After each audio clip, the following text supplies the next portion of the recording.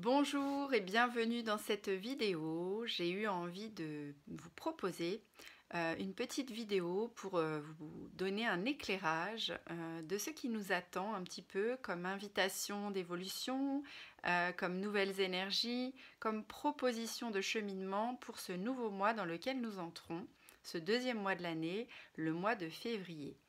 Alors pour ce faire, j'ai choisi de puiser dans plusieurs traditions, plusieurs sources d'inspiration différentes et de vous faire un petit résumé de ces différentes orientations qui, vous verrez, nous ramènent souvent vers les mêmes symboles. Donc c'est intéressant de voir que tout se recoupe. Mais avant de commencer, je vous invite à liker cette vidéo pour lui donner un petit peu de boost pour qu'elle circule davantage et de vous abonner à ma chaîne si ce n'est pas encore fait.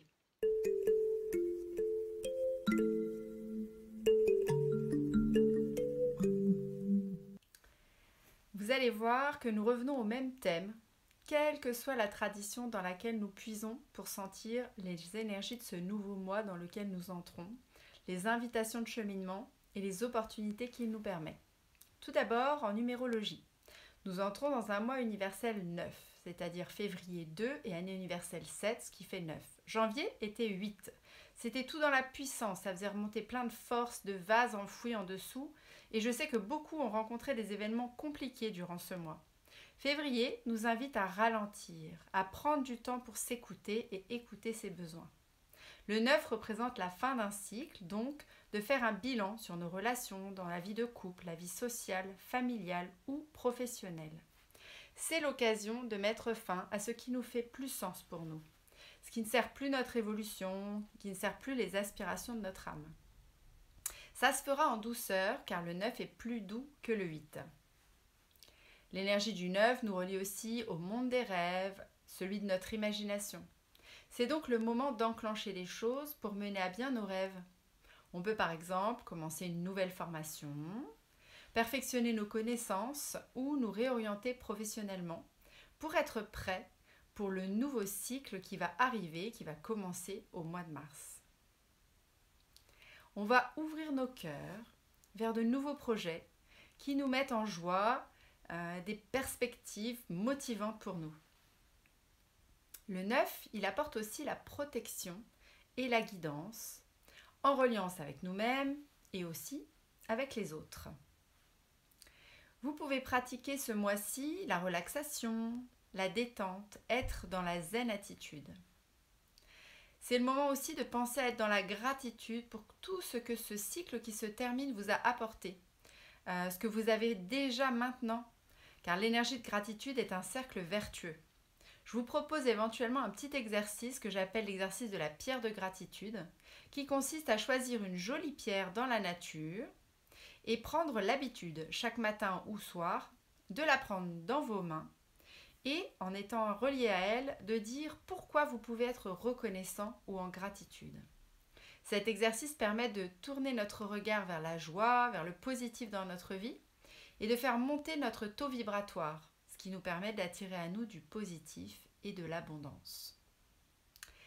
Ce début février est aussi le moment de la fête celtique d'Imbolc, qui marque le début du printemps ésotérique. C'est une période qui correspondait à l'époque à la naissance des veaux, à la traite et au lait. Ça symbolisait la fin du long hiver et le renouveau, la vie nouvelle qui va à nouveau éclore.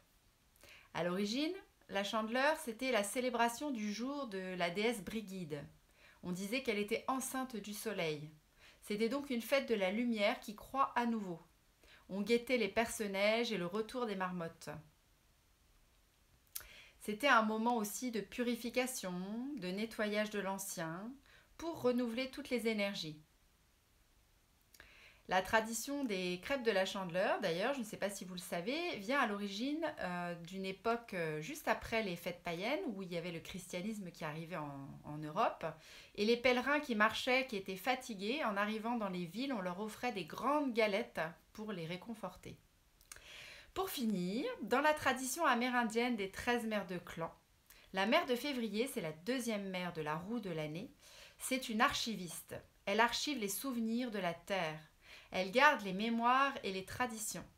Elle nous invite à honorer ce qui a été vécu individuellement et collectivement pour faire face à la vérité collective, universelle, mais aussi à sa propre vérité intérieure par l'introspection.